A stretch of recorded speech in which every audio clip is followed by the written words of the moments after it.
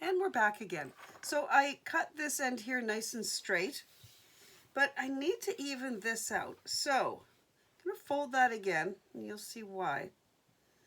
So I've got that nice straight edge there. The fold will be a perfect parallel line to your end cut. So what I'm going to use are the scissors. You can see that overlap right here, the light to the dark. I'm going to use that as a guideline. So now I know that's parallel. There's a term used in quilting called squaring up, and that's when you want everything to be on grain and parallel to the grain so that everything turns out accurately. I'm going to take a different ruler so you can see a little bit better. Hang on a minute. All right. I'm going to use my clear ruler, and you'll see why in a minute. I've got a red one here. That might work too. It's a little dark. I have a green one somewhere, but what are you going to do?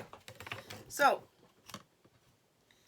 I'm going to place this, one of the lines across there. So even if I'm using a ruler, I'm going to pick a number, say the number 1 inch.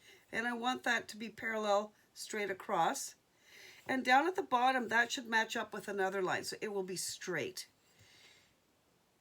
And we're making a perfect squared edge. I'm going to use my pencil. All right, now I'm going to cut that. Remember, keeping the fabric down and the scissors down.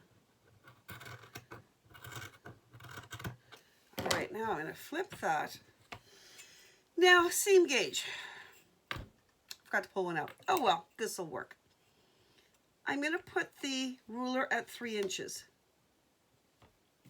and mark it all the way up. Because we're making 3-inch blocks. You can make them any size you want as long as they're consistent. A 3-inch cut piece will end up sewn a 2.5-inch square because there's a 1/4-inch seam allowance. And most feed on the machines or your hands, you'll mark it at that point. It's the easiest and most smallest seam you can use without it falling apart. So I'm going to match up those lines as best as I can. Here we go. And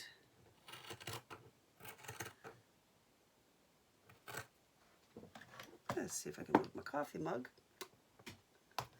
Move some light in here. I think that's a little dark for you guys. There we go. Move the pin cushion. There.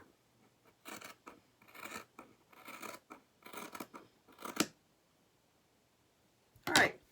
So now I've got a lot of this fabric. Now I can do it one of 2 ways. I can cut them into the little squares and then sew them all individually, or I can do what's called strip piecing, which is, I'll give you 2 methods here. So if you're going to do strip piecing, you sew with the machine.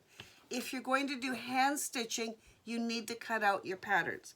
So I'm going to do a little of both here. On the end, I've got a pattern of a 3-inch square. We'll use this. So this little piece here is this 3-inch square. If I line that up on the end, look at that. It works. I'll use my ruler.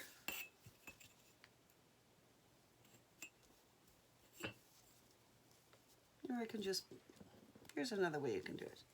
I could mark it and cut it, right? But it's going to be hard to cut through all those layers. I'm definitely going to pin it in place before I cut. That way I know it's all nice and sturdy together. So there we go. So now I have, let's see how many pieces I have here. Now you need 5 of a light color and 4 of a dark color, or vice versa. In this particular case, I'm using 5 of the dark and 4 of the light. 1, 2, 3, 4. And I'm going to need 5.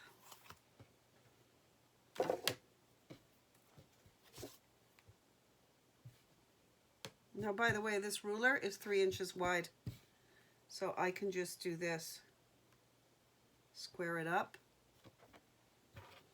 Draw on there and cut that. Or I can do this. Put the pattern piece on. Pin it in place. And cut.